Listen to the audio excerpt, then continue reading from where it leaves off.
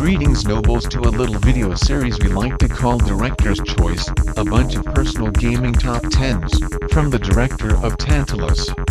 As you can imagine with a personal top 10 list, they are not definitive of the system, just a personal choice. Music in gaming has always evolved with the hardware, and with the birth of the PlayStation came a fine leap forward in how gaming soundtracks conveyed story, setting and emotion, and in the director's opinion none reflect this more so than the following 10 titles. As one final note, we have adopted the rule of one song per game series, otherwise certain titles would just dominate lists and well, that wouldn't be much fun. Anyway, let's mosey.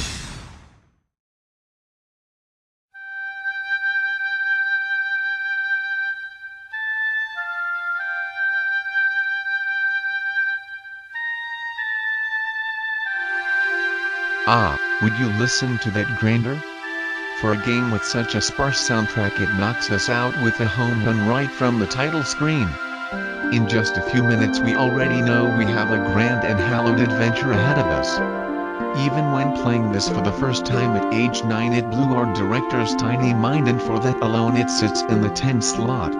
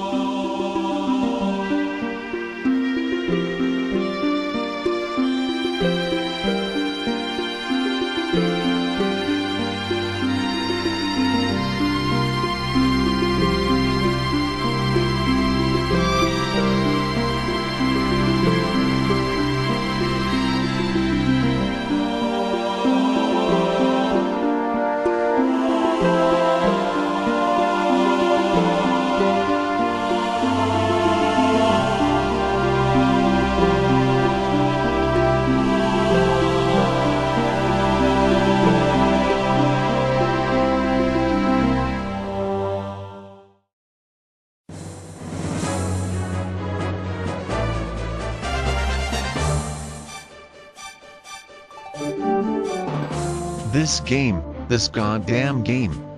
When it is the norm to be stuck in one dungeon, in one soul-crushing puzzle, you expect the game to at least have the decency to have a wonderful soundtrack, and wonderful it bloody well is. The song screams adventure, and while Lars Kripp may have had us tearing out our hair, screw you Saint Blue, the overworld theme will forever be purest freedom and purest adventure.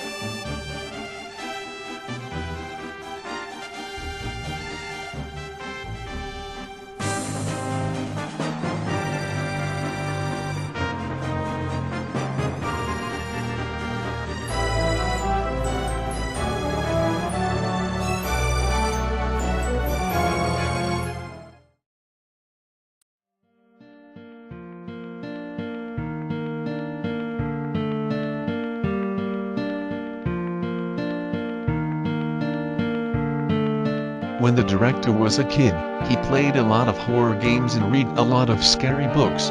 He didn't know shit until he played Silent Hill. An extremely large part of what makes Silent Hill so terrifying is the use of atmospherical music and odd silences, featuring some tracks augmented with surgical devices. Yes, that is actually how some of the music was made. Not Tomorrow stands out among the screeching terror as a song that simply invokes a deep sympathy rather than terror.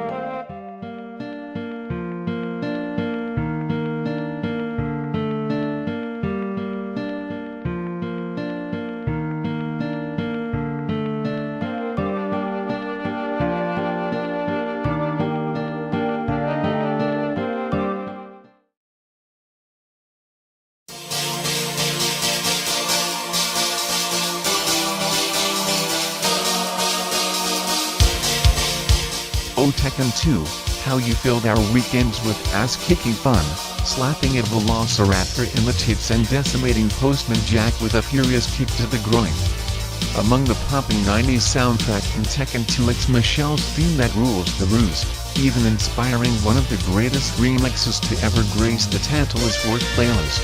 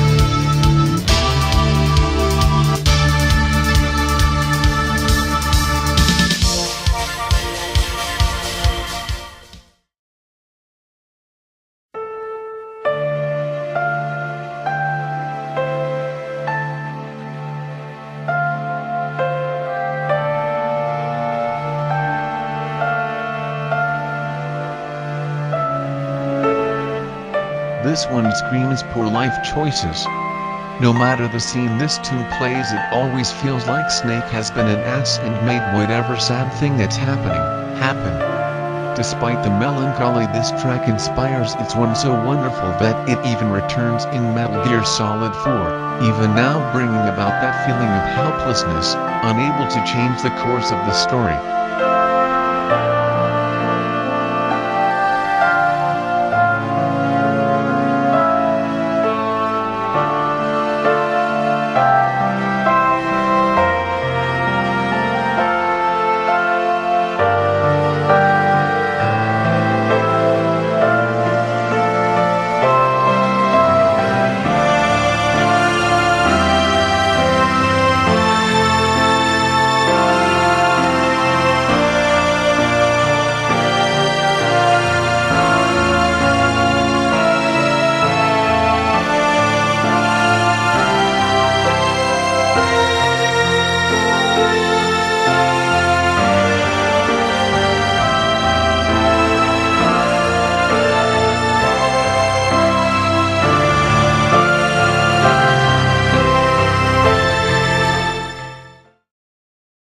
Now let's take a peek at some notable mentions, games that barely missed the list.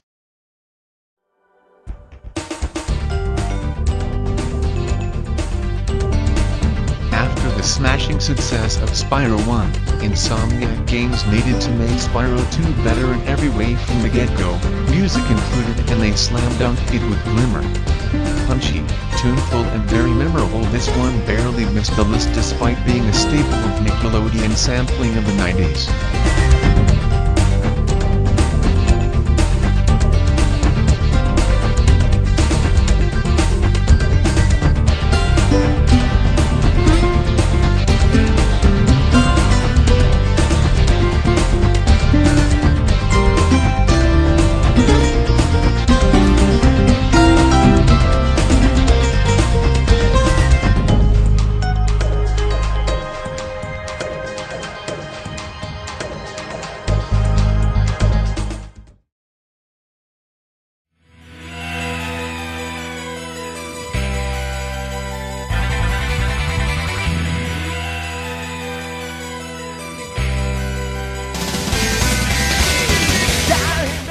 Once upon a time, a boy on his 12th birthday sauntered into a Virgin Mega store and spied this beauty on the special shelf.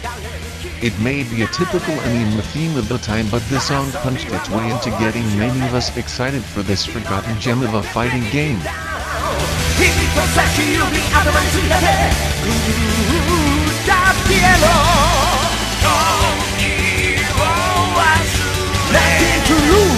Kick up the pride. Count time my way.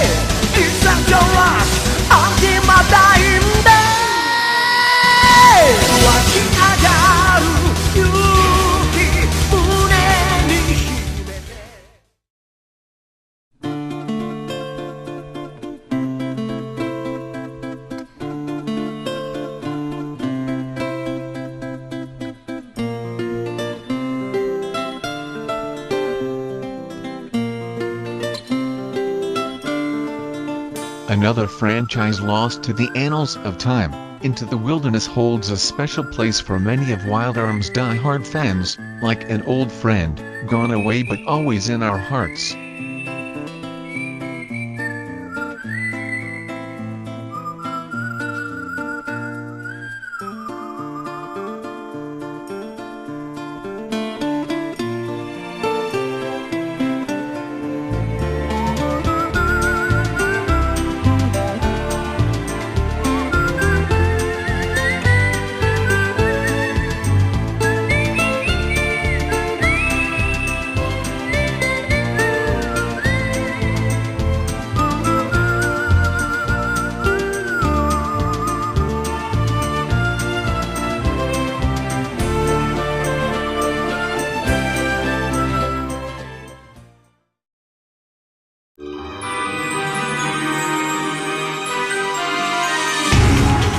There's an awful lot of opening tunes on this list, isn't there? Maybe because those opening gambits have such a strong hold of our collective memories of yore. No matter the reason, Vagrant Story's OST is strong, pretty, and a style sadly missing until Square returned to Evalis sometime later.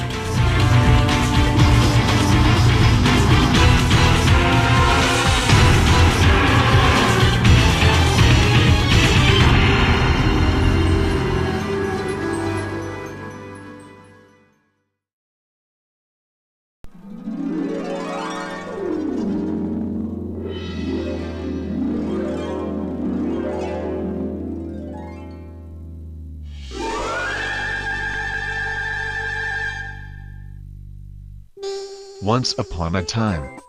Oh wait, we did that one. On that same day 14 years ago, Vibri stared out at us from the shelves, and many of us had no idea then how much joy this game would bring. Surprisingly, its music was already a gem before we used our own music and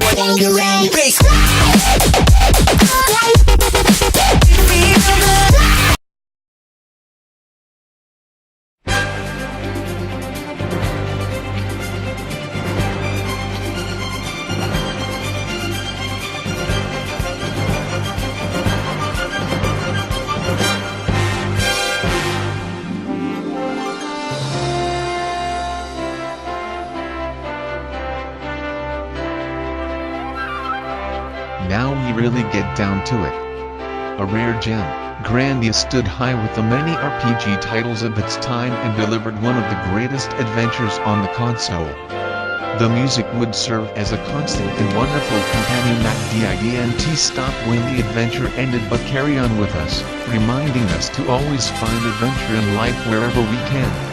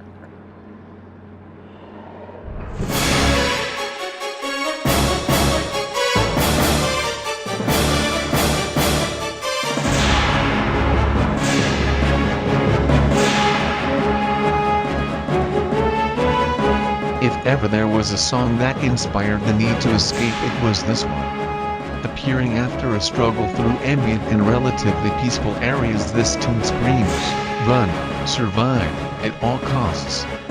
And against insurmountable odds at that. Such a perfect accompaniment to a boss battle is rare, even these days, and for me it deserves the crown.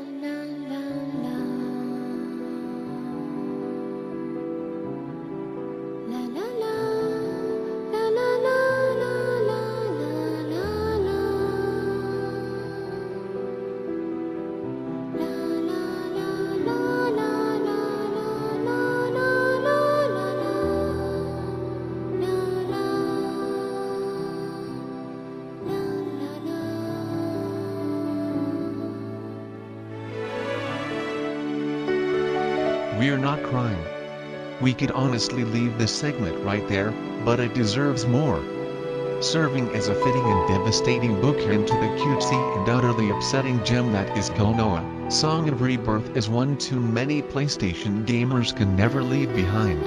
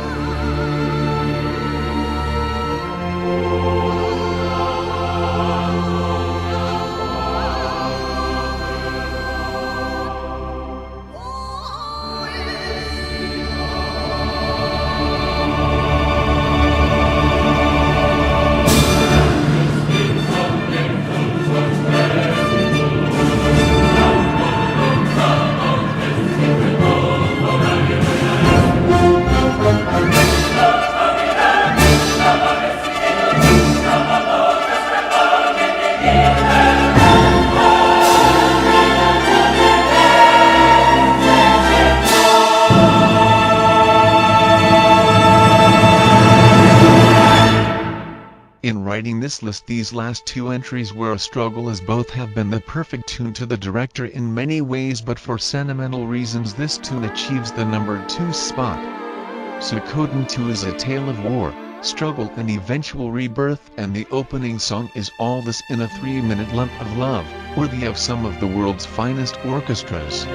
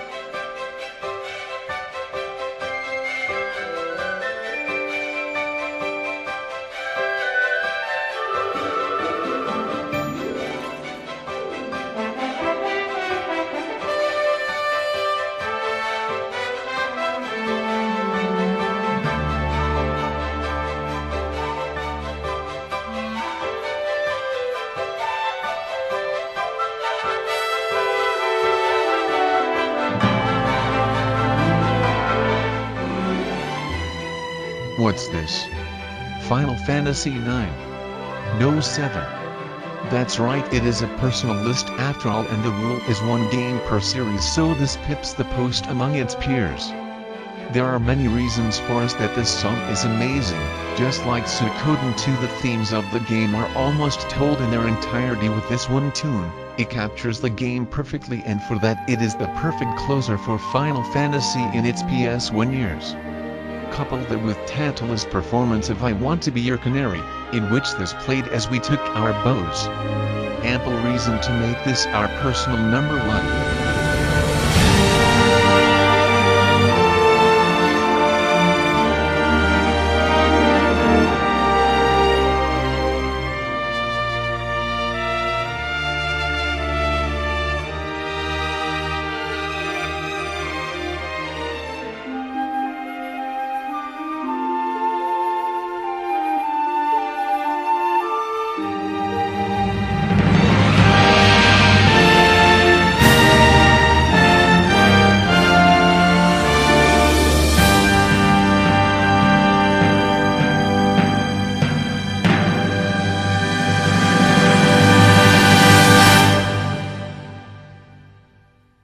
Thank you for joining us, and we'll see you nobles again real soon.